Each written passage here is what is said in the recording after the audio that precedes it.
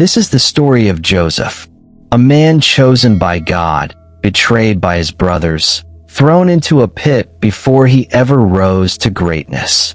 What was meant to destroy him, God used to shape a destiny. Here's where it begins.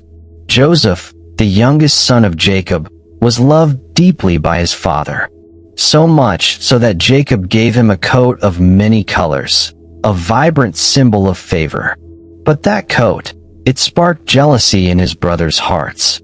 They watched him from afar, not with love, but with something darker.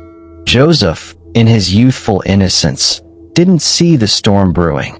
God gave him dreams, visions of greatness where his family bowed before him. In one dream, sheaves of grain bowed to his. In another, the sun, moon, and 11 stars honored him.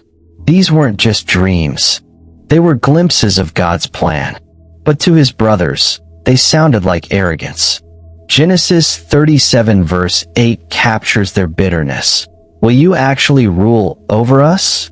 Their resentment grew into a plot to end the dreamer for good. One day, Joseph went to find his brothers in the fields. They saw him coming, his coat gleaming in the distance. "Let's kill him," they whispered, "and see what becomes of his dreams." But Reuben, one brother, hesitated. Instead of murder, he urged them to throw Joseph into a pit, hoping to save him later. "Wait, what are you doing?" Joseph cried as they seized him. His pleas vanished into the dry desert air. While Reuben was away, the brothers saw a caravan of Ishmaelite traders. "What profit is there in killing him?" they said. "Let's sell him instead." For 20 pieces of silver, they traded their brother's life. They dipped his coat in goat's blood and told their father, Jacob, a wild animal had devoured him. Jacob wept, inconsolable, believing his beloved son was gone. Joseph, now a slave, was carried to Egypt. Sold to Potiphar, a powerful official, his life seemed over. From favored son to forgotten slave. Yet, God was still with him. In Potiphar's house, Joseph's faithfulness shone. He worked diligently, and God's favor rested on him. Potiphar entrusted him with everything, his household, his wealth. Everything Joseph touched flourished. But favor brought new challenges. Potiphar's wife noticed Joseph's character and his appearance. Day after day, she tempted him.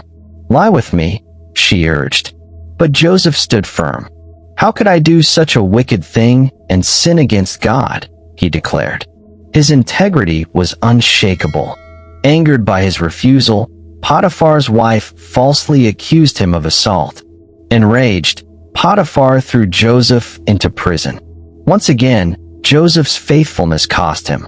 From a pit to a prison cell, his dreams seemed further away than ever. "God, are you still with me?" he might have whispered in the darkness. Yet even in prison, Joseph didn't waver. God's presence remained.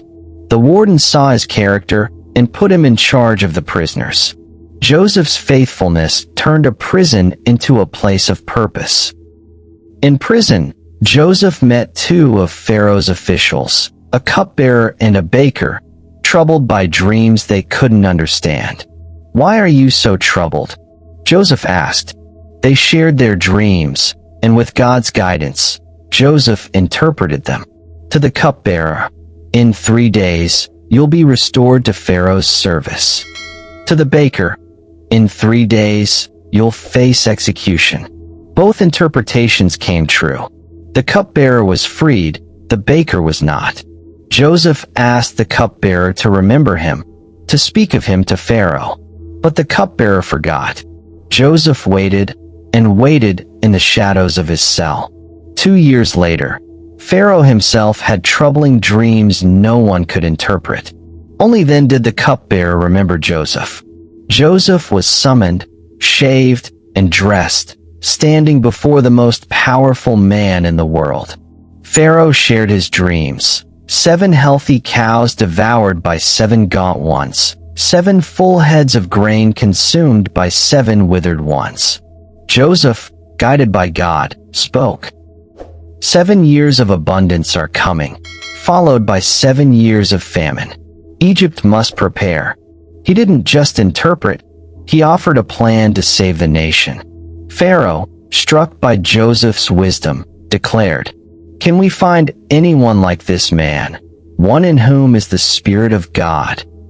Pharaoh placed his signet ring on Joseph's finger, dressed him in fine linen, and made him second in command over all Egypt. From a pit to a palace, from a slave to a ruler, God's plan was unfolding. As the famine struck, it reached Canaan, where Joseph's family lived. Jacob sent his sons to Egypt to buy grain. When they arrived, they stood before Joseph, but didn't recognize him. Joseph knew them instantly, the brothers who betrayed him, who sold him, who broke his father's heart. He could have taken revenge. Instead, he tested them. "Are you spies?" he accused, watching their fear. He demanded they bring their youngest brother, Benjamin, to prove their honesty. When they returned with Benjamin, Joseph's heart stirred. He gave them a feast, but secretly favored Benjamin with extra portions, watching for jealousy. But his brothers had changed. They protected Benjamin, showing no resentment. One final test. Joseph planted a silver cup in Benjamin's sack, accusing him of theft. When it was found, Judah stepped forward, offering himself in Benjamin's place. That act of sacrifice broke Joseph's resolve. He could hold back no longer. "I am Joseph," he wept. "Is my father still alive?" His brothers stood speechless, terrified. But Joseph didn't curse them. He embraced them. "You meant this for evil," he said, "but God meant it for good, to save many lives." Joseph forgave his brothers, reuniting his family in Egypt. Pharaoh gave them the best land, and they thrived through the famine. Joseph's dreams were fulfilled, not just for him, but for his family and God's people. What was meant to break him, God used to build a legacy. Joseph's story isn't just history. It's a blueprint for us today. If you've ever felt betrayed, forgotten, or stuck in a pit, Joseph's life speaks to you. First, he shows us the power of forgiveness. Joseph didn't excuse his brother's evil, but he chose to release them. Forgiveness isn't weakness, it's freedom. It breaks the chains of bitterness and opens the door to healing. Second, Joseph trusted God's sovereignty. Through betrayal, slavery, and prison, he believed God was in control. Your trials aren't accidents. God is weaving every detail for his glory and your growth. Third, Joseph's pain had purpose. His suffering saved lives. Your scars could be someone else's roadmap to hope. Finally, Joseph was a bridge builder. His forgiveness didn't just heal him. It restored a family and a nation. You, too, can be an agent of reconciliation in a divided world. Before we close, we invite you to support this ministry. Like this message, comment your thoughts, and subscribe to Christian Stories. Help us reach 50,000 believers as we grow in faith together. No matter where you are, in the pit, the process, or the palace, God is working. Joseph's story reminds us, obedience matters, forgiveness frees, and trust in God is never wasted. Your breakthrough might be closer than you think.